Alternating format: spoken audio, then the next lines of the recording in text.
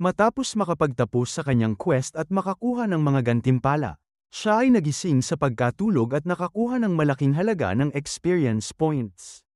At dahil doon, siya ay nag-level up at halos umabot sa 20 puntos ang kanyang bonus points. Dito ay napag-isip ni Taekyang na siya ay nakakuha ng halos 4 na pagtaas ng level sa isang quest lamang.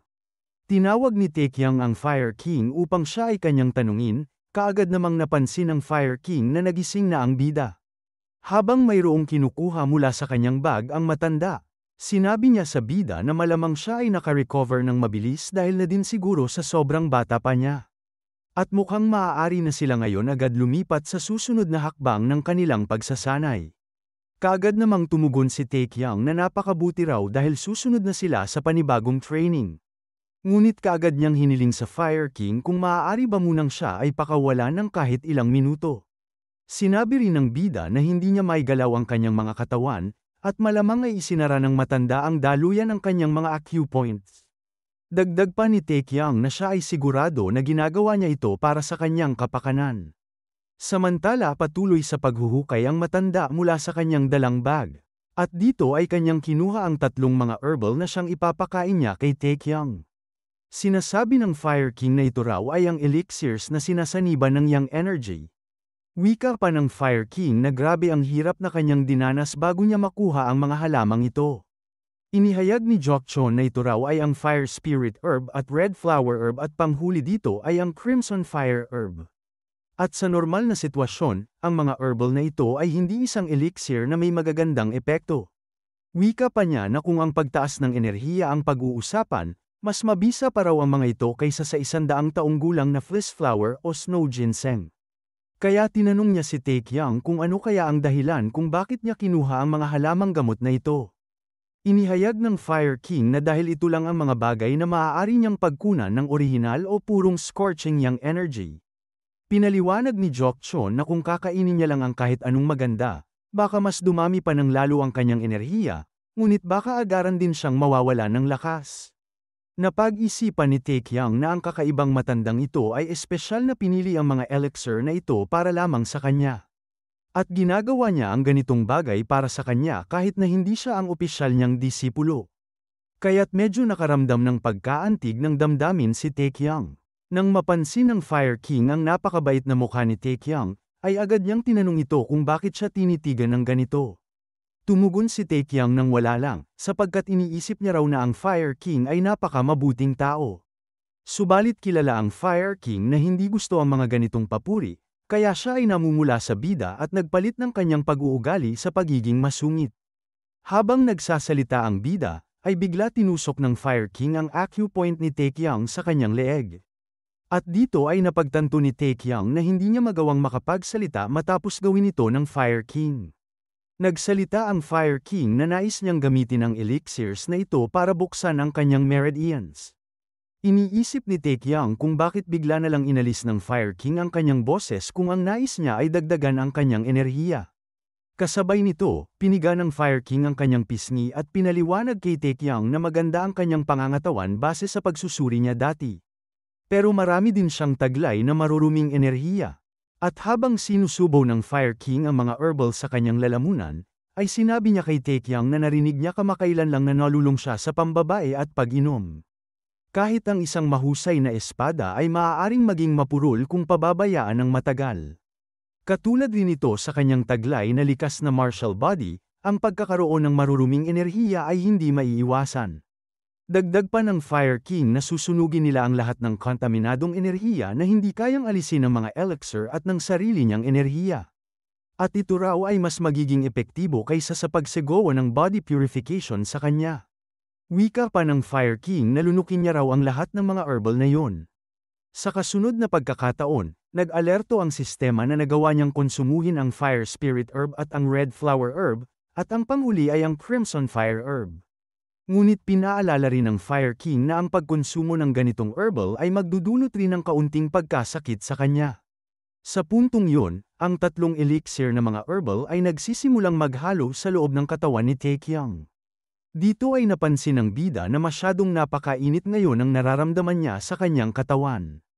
Wika ng Fire King na kahit raw ito ay masakit, ay dapat niya lamang tiisin ito. Kaagad tumunog ang sistema upang ipaalam kay Taekyang na mayroong panibagong quest sa pagbukas ng kanyang meridian ang lumabas. At binigyan siya ng babala ng sistema na hindi niya raw maaaring tanggihan ang quest na ito. Kung saan puwersahan na tinanggap ng sistema ang quest na ito para sa kanya. Habang bumabaga ang mga apoy sa daliri ng Fire King, pinaalala niya kay Taekyang na ang sakit ay pansamantala, ngunit ang martial arts ay panghabang buhay. Ngunit walang magawa si Taekyang ng mga oras na yun kung saan nakatitig lamang siya sa Fire King. At dito ay pinatamaan ng Fire King si Taekyang sa iba't ibang parte ng kanyang katawan para buksan ang lahat ng daloy ng kanyang mga meridian. Ilang minuto ang nakalipas, matagumpay na naisagawa ng Fire King ang lahat ng proseso para sa pagtanggal ng maruruming enerhiya sa katawan ni Taekyang. Kung saan sa mga oras na ito ay lumabas ang mga maruruming itim na likido sa kanyang katawan na nagtataglay ng mga kontaminadong enerhiya. At habang pinagmamasdan ng Fire King ang lahat ng dumi sa kanyang katawan, naisip niya na naging mabilis pa ang pag-usad nito sa kanya, at ang enerhiya ay naililipat sa kanya sa hindi kapani-paniwalang bilis. Ang pagkontrol sa mahigit 30 taon ng enerhiya mula sa mga elixir ay gagawin nila mamaya. Kailangan muna nila hayaan magwala ang enerhiya at buksan ang lahat ng meridian.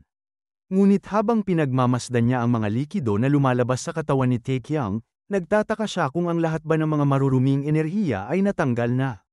Iniisip ng Fire King na aabutin pa ng 6 na oras ang pag-alis nito, pero natapos na agad ito sa loob lamang ng 2 oras.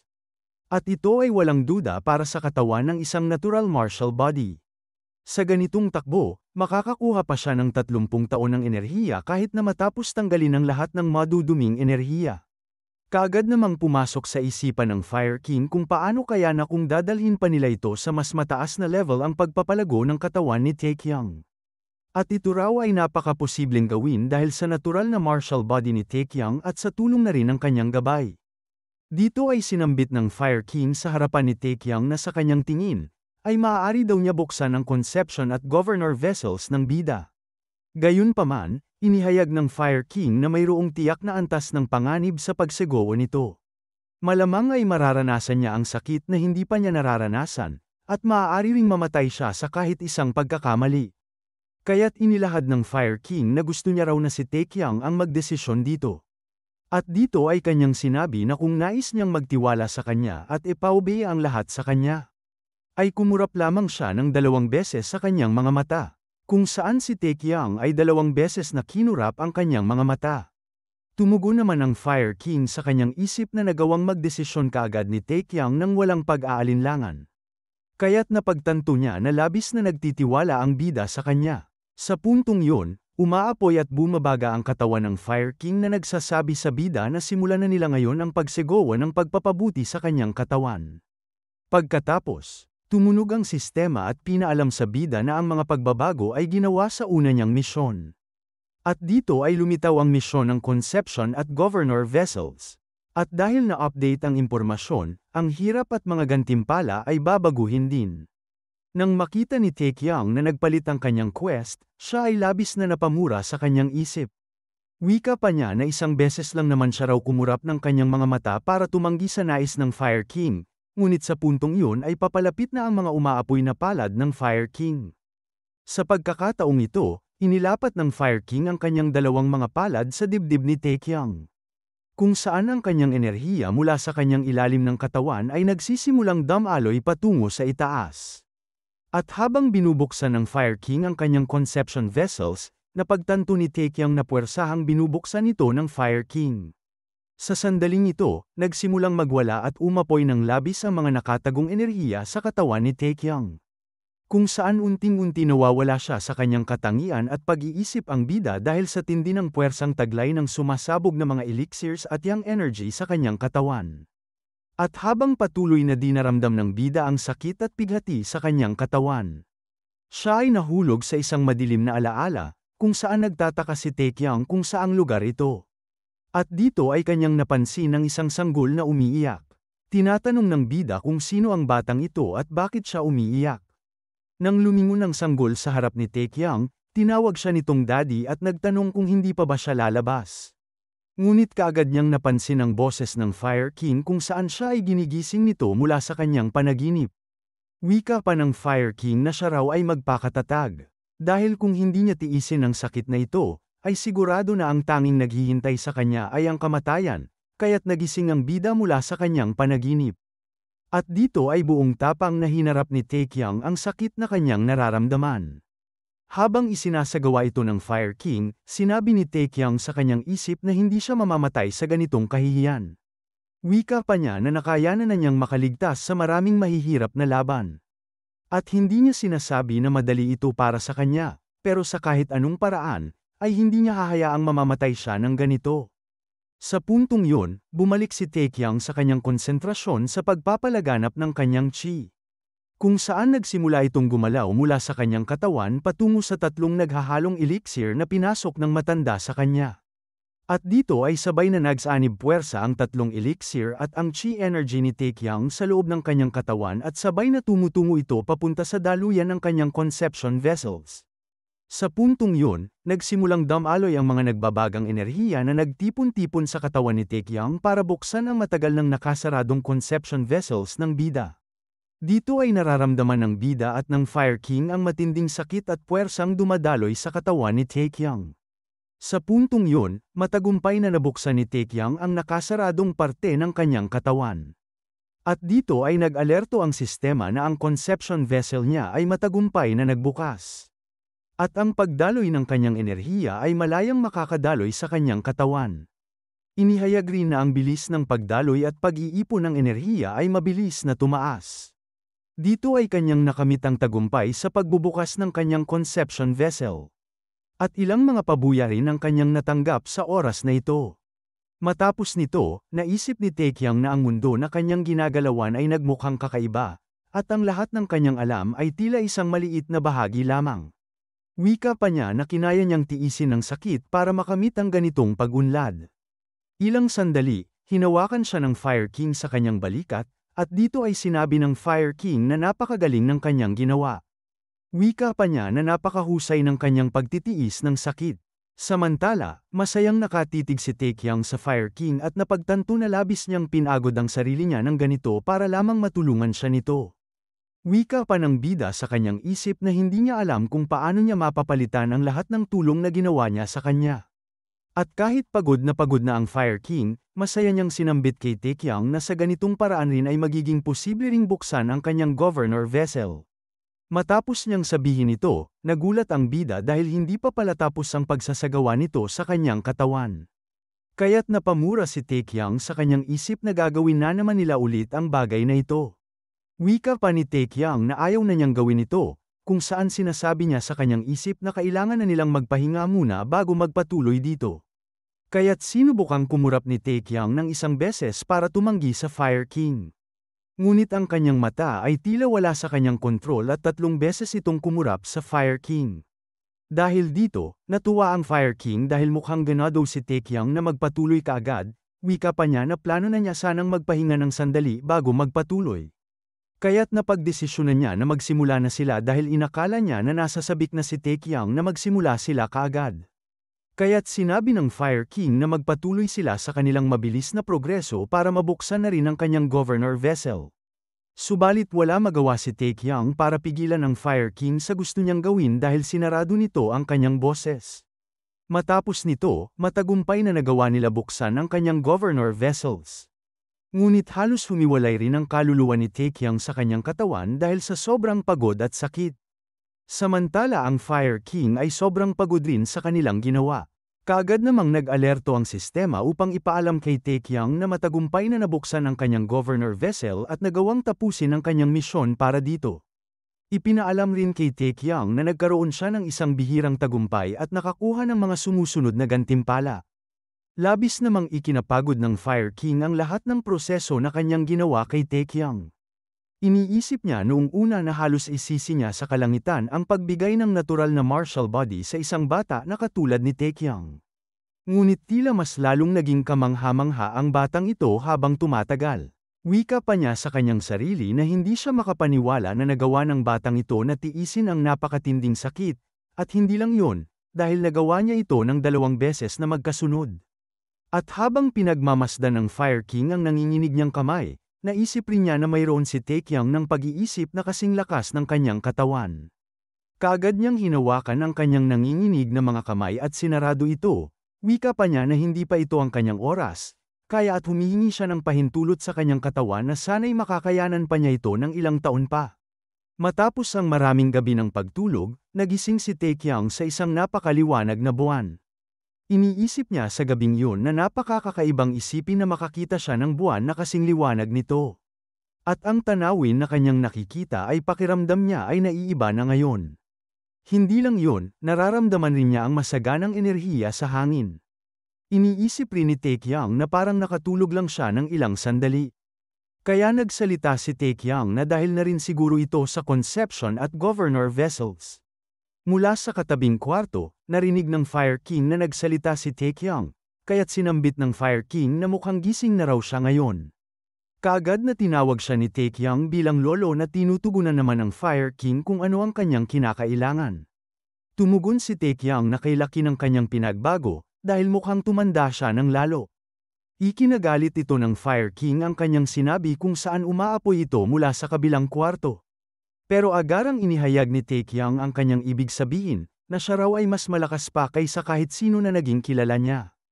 Tumugon naman ang Fire King na tigilan na niya ang pagsasabi ng mga bagay na masyadong malinaw na.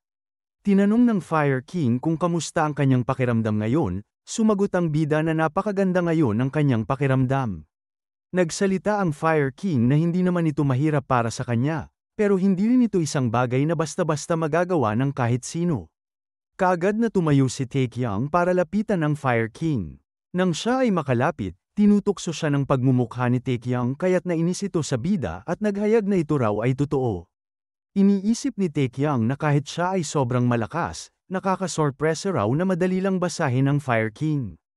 Naiinis na sinasabi ng Fire King na ang kanyang nakatatandang kapatid ay palaging pumupunta rito habang pinapabayaan ang kanyang tungkulin bilang batang pinuno, at ang lahat ng mga manggagamot niya ay patuloy na nagsasabing hindi nila alam kung makakaligtas siya na parang mga wala talagang alam sa nangyayari. Wika pa niya na kung alam niya lang na ganito ang mangyayari sa nakaraang 7 araw. Sana inilagay na lang siya nito sa ilalim ng isang malaking bato hanggang magising siya. Dahil dito, nabigla si Taekyang sa kanyang sinambit at tinanong ang Fire King kung totoo ba na siya raw ay tulog sa halos 7 araw. Tumugon ng Fire King na dapat pangaraw siya magpasalamat dahil 7 araw lang inabot nito. Dahil inakala niya noong una ay aabutin siya ng hindi bababa sa 1 buwan. Kaya't napag-isipan ng Fire King na ang pagkaroon ng isang martial body ay talagang nakakahanga.